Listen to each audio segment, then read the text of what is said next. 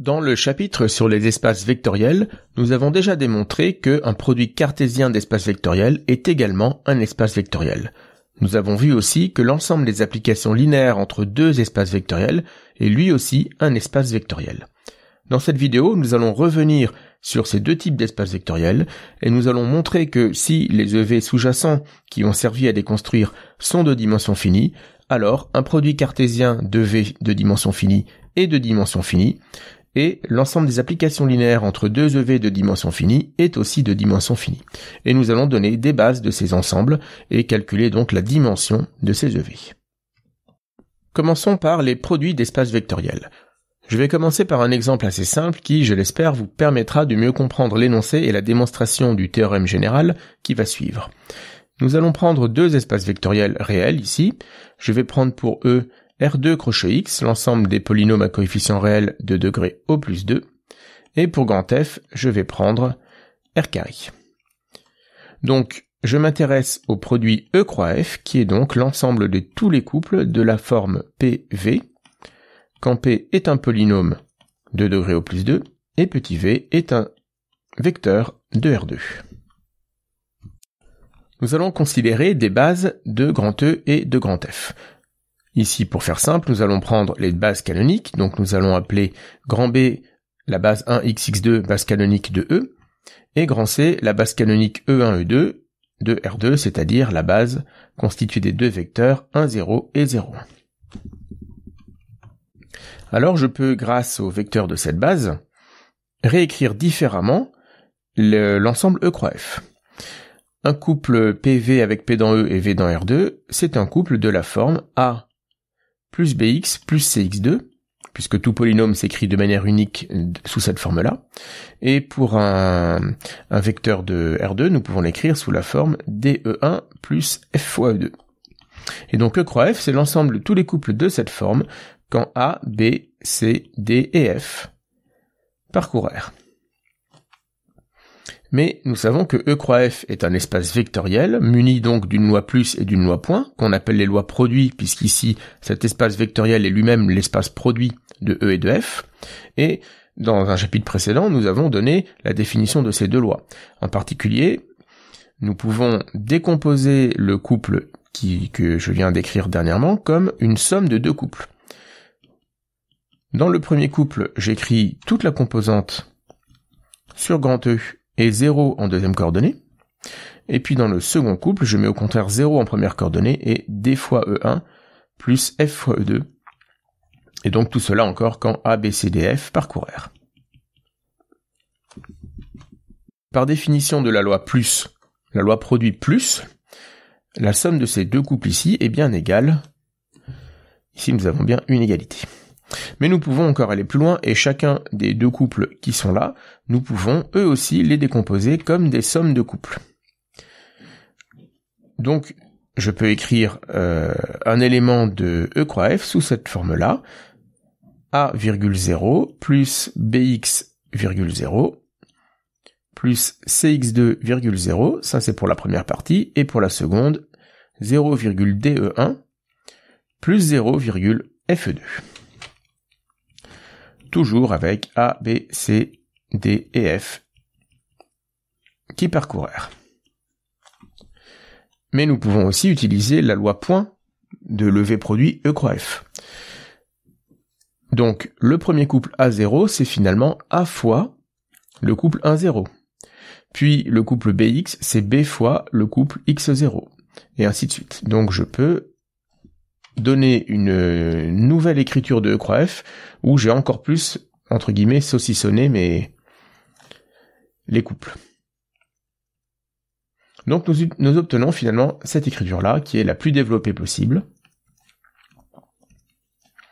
Et sous cette écriture, nous nous apercevons que E croix F, ça n'est rien d'autre que vect de ces 5 couples. 1, 0, X0, X2, 0, 0, E1 et 0, E2. La famille de 5 vecteurs que nous obtenons là est donc une famille génératrice de E croix F. On peut aussi démontrer que c'est une famille libre, soit en revenant à la définition de famille libre. Il est assez rapide de montrer que la seule combinaison linéaire nulle de ces 5 vecteurs est la combinaison linéaire triviale. Mais on peut aussi jouer sur l'unicité de la décomposition des vecteurs de E et de F dans les bases B et C, qui nous donne aussi une unicité de décomposition dans la famille qui est là. C'est celle qui est ici sur la première ligne. Nous avons donc ici une base de E croix F. Alors comment est construite cette base ? Cette base est construite en prenant tous les vecteurs de la base B et tous les vecteurs de la base F, et dans un premier temps, nous allons prendre tous les vecteurs de la base B un par un et leur rajouter une deuxième coordonnée nulle. Donc ça, ce sont les vecteurs de E croix F que nous obtenons à partir de la base B. Et puis dans un deuxième temps, nous prenons tous les vecteurs, nous prenons tous les couples de la forme 0, virgule, et on énumère tous les vecteurs de la base C. Donc ici, nous avons la base de E croix F avec des vecteurs qui se répartissent en 2 paquets. Des couples de la forme un vecteur de la base de E, virgule 0, et ensuite tous les couples de la forme 0, virgule, un vecteur de la base de F. Et cela, en comptant le nombre de vecteurs de cette base, cela nous permet d'affirmer que la dimension de E croix F, sur notre exemple, c'est 5, et donc c'est bien la dimension de E plus la dimension de F. Il s'agit de faire bien attention ici, il y a souvent des similitudes entre les résultats et les formules concernant les cardinaux des ensembles finis et les dimensions des EV de dimension finie. Ici, ça n'est pas le cas. Donc, pour rappel, si nous prenons E et F, 2 ensembles finis, alors attention, ce sont des ensembles, pas des EV, et ils sont finis et non pas de dimension finie. Donc, cela signifie juste qu'ils ont un nombre d'éléments finis. Alors, s'ils sont finis, nous pouvons parler du cardinal de leur produit cartésien, qui est aussi un ensemble fini. Nous avons vu déjà cela dans le chapitre de dénombrement. Eh bien, le cardinal de E croix F est égal au cardinal de E multiplié par le cardinal de F. Et c'est d'ailleurs ce qui justifie l'utilisation de ce symbole multiplié quand l'on parle justement du produit cartésien. Ici, ce que nous allons montrer, alors nous venons de le voir sur un exemple, mais nous allons montrer le résultat général juste après. Si E et F sont des EV de dimension finie, donc ça n'est plus du tout le même cadre que juste au-dessus, alors, cette fois-ci, la dimension de E croix F est égale à la dimension de E plus la dimension de F, et non pas la dimension de E fois la dimension de F. Énonçons donc le résultat général, qui va reprendre donc ce que nous venons de voir sur un exemple. Si grand E et grand F sont 2 K espaces vectoriels de dimension finie, alors E croix F est de dimension finie, sa dimension est égale à dimension de E plus dimension de F, et si en plus nous avons une base E1 EN de grand E et une base F1 FP de grand F, alors nous pouvons donner une base de E croix F. Par exemple, la base, constituée de tous les vecteurs de la forme EI,0 quand I va de 1 à N, concaténée avec la famille de tous les vecteurs de la forme 0,FJ lorsque J va de 1 à P. Donc je vous rappelle que ce symbole signifie la concaténation, mais il n'est absolument pas officiel, nous l'utiliserons dans notre cours, il n'a en général pas d'existence dans d'autres livres ou des cours d'autres professeurs. En tout cas, il n'est pas à utiliser au concours.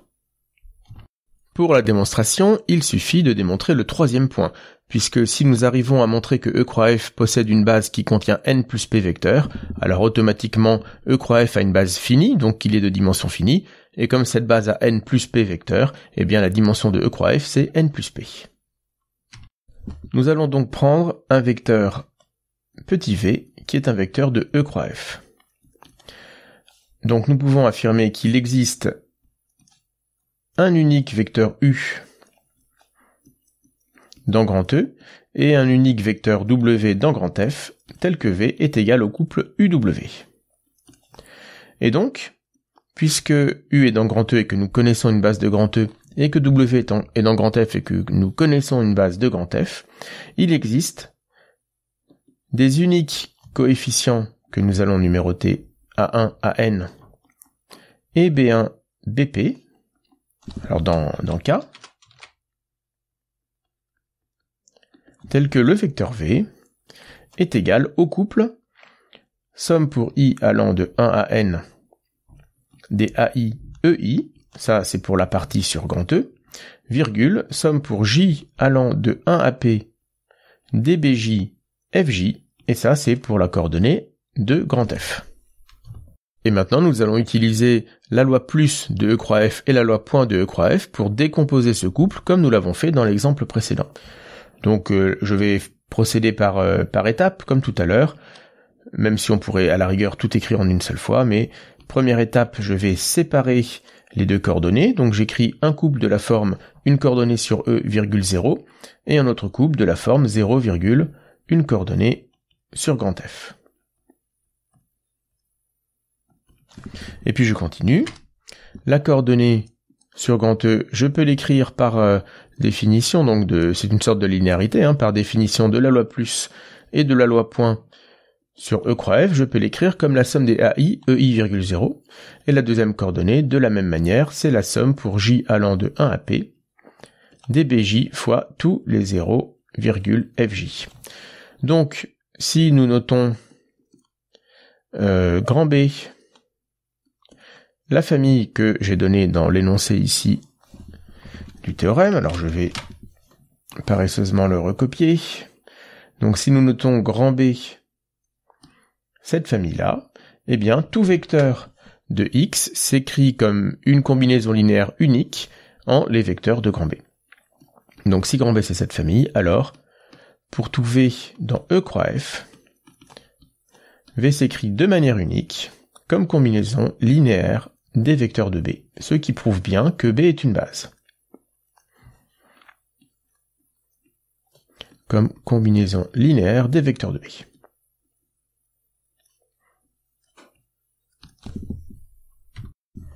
Donc B est une base. Il suffit de compter combien elle a de vecteurs.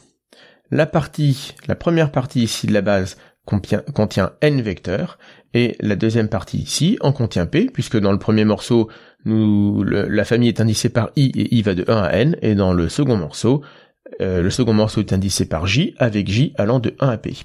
Donc B est une base. Elle a de plus n plus p vecteurs. Or n c'est le nombre de vecteurs de la base de f que nous avons choisi, et p c'est le nombre de vecteurs de la base de f que nous avons choisi. N vecteurs pour la base de e, pardon.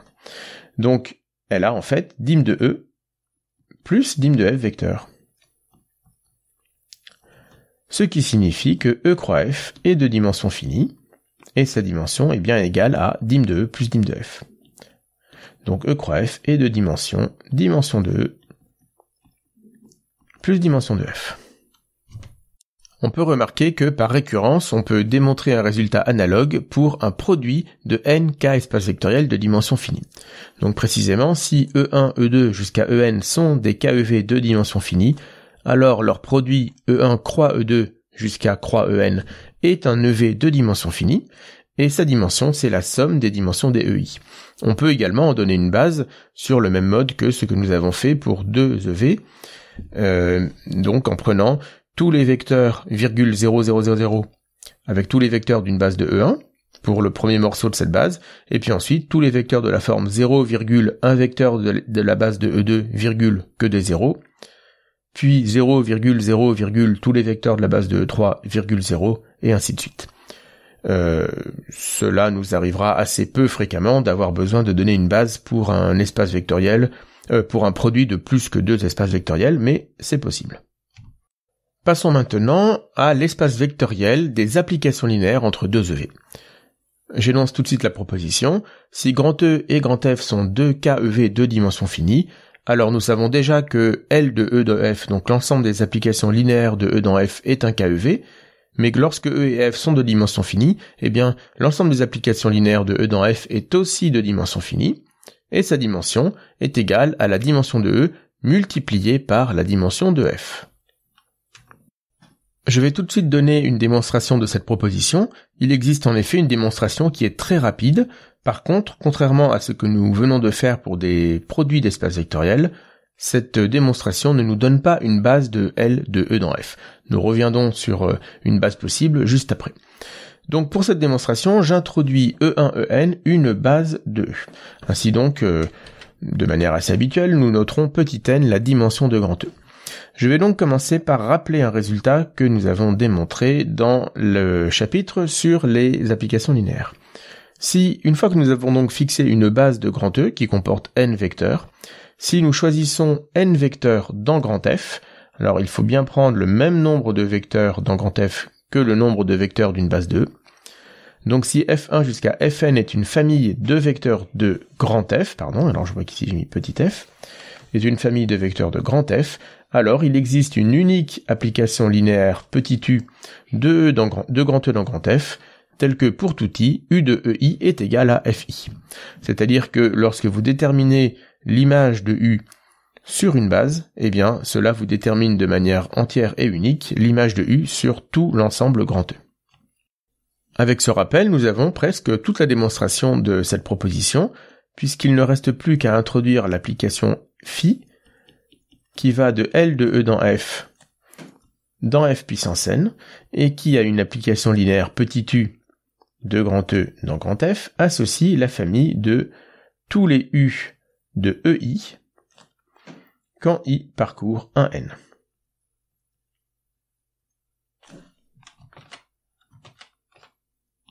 Et j'ai mis une parenthèse en trop. Le rappel implique directement que phi est une bijection. Avec le rappel, phi est bijective.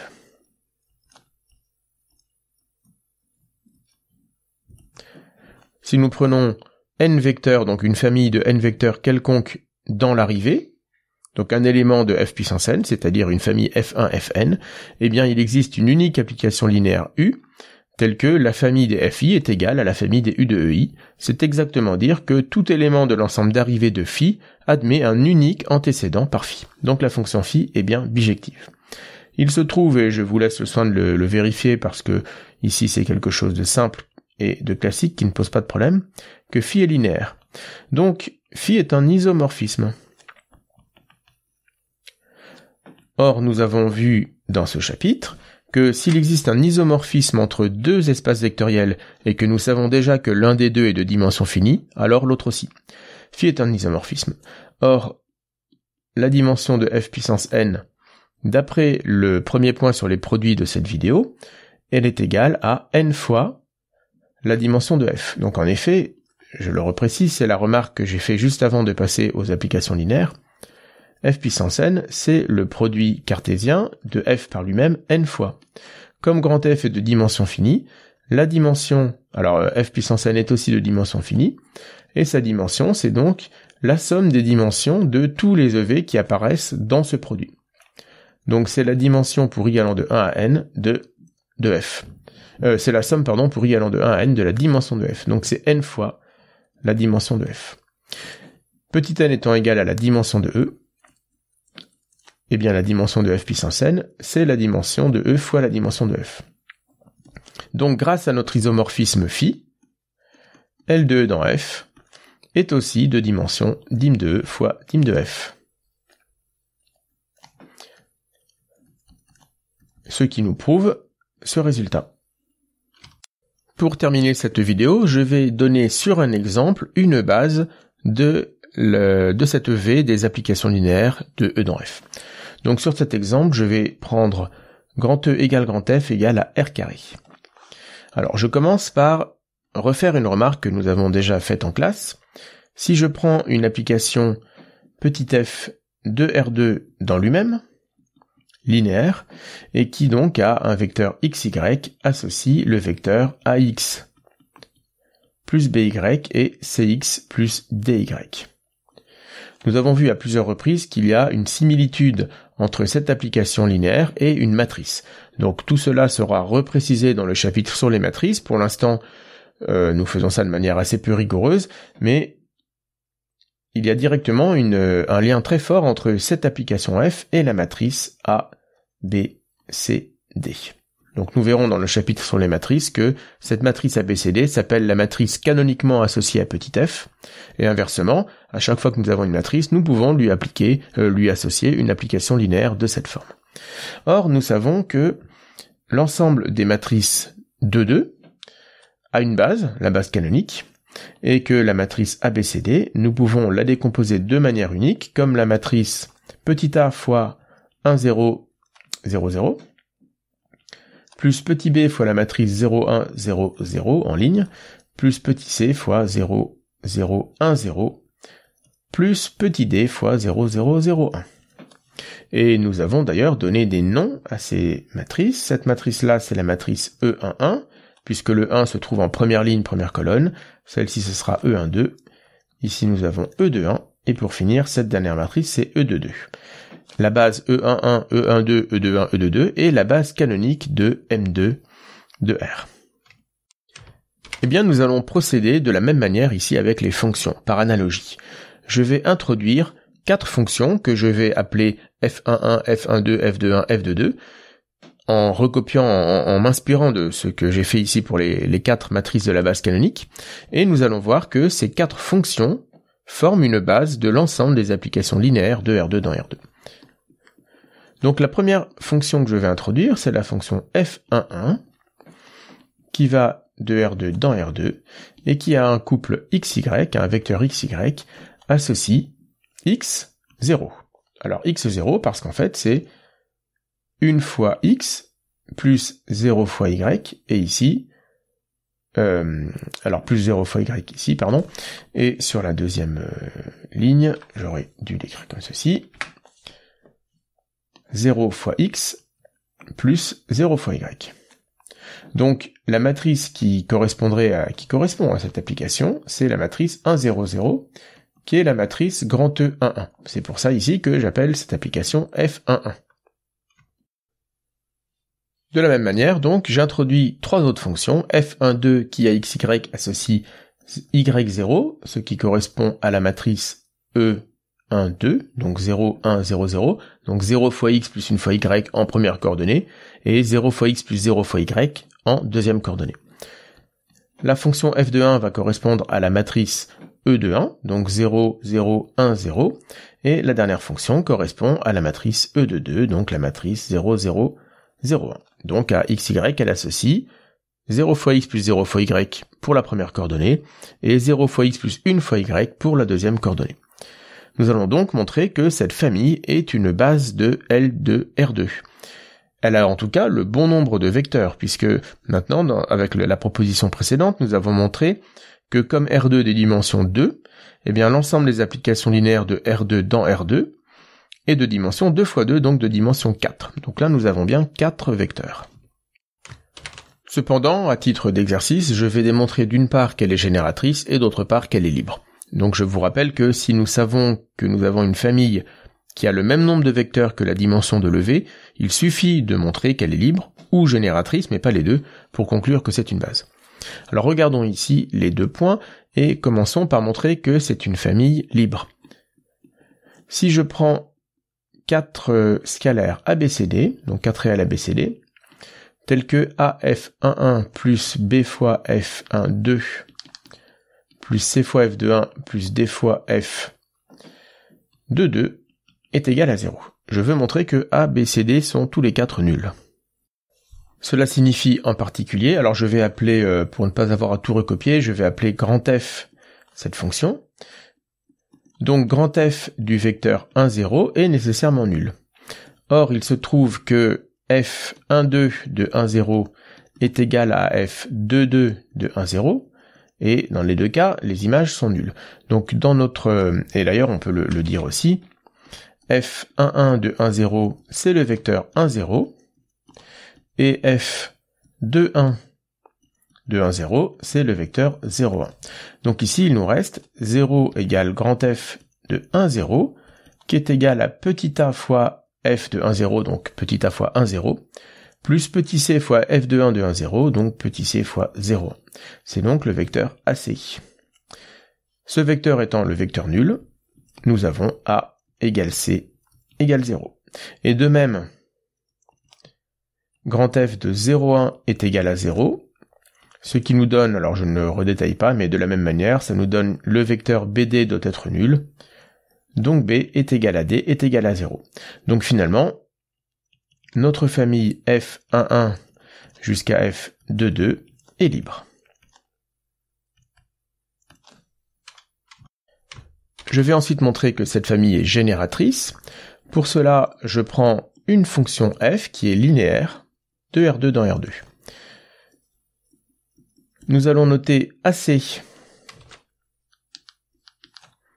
l'image du vecteur 1, 0 par petit f et BD l'image du vecteur 0, 1 par petit f. Donc, si nous prenons un vecteur xy quelconque dans R2, eh bien le vecteur, l'image de xy par f, par linéarité, c'est f de x fois le vecteur 1, 0, plus y fois le vecteur 0, 1. C'est donc par linéarité de f, x fois f de 1, 0, plus y fois f de 0, 1, c'est-à-dire x fois AC, plus y fois BD. Donc, c'est le vecteur AX plus BY en première coordonnée et CX plus DY en deuxième coordonnée. Ainsi, f est la fonction qui a un vecteur XY associe le vecteur AX plus BY et CX plus DY. Alors d'ailleurs, nous venons de montrer ici que toutes les applications linéaires de R2 dans R2 sont de cette forme-là. Il est alors très facile de vérifier, je vous laisse le faire, mais c'est immédiat, que f est égal à fois la fonction f11 plus b fois la fonction f12 plus c fois la fonction f21 plus d fois la fonction f22. Donc finalement, notre famille f11, f12, f21, f22 est aussi génératrice. C'est bien une base de l'ensemble des fonctions linéaires de R2 dans R2. Comme elle comporte 4 vecteurs, nous avons redémontré à la main sur cet exemple que l'ensemble des fonctions linéaires de R2 dans R2 est de dimension 2 fois 2, donc de dimension 4. Alors sur cet exemple, je me suis placé de R2 dans R2, mais vous généraliserez sans peine tout ce que nous venons de faire là à l'ensemble des fonctions linéaires de R puissance n dans R puissance p. C'est le même principe, sauf qu'il y a n lignes et p colonnes, donc c'est un peu plus long à écrire.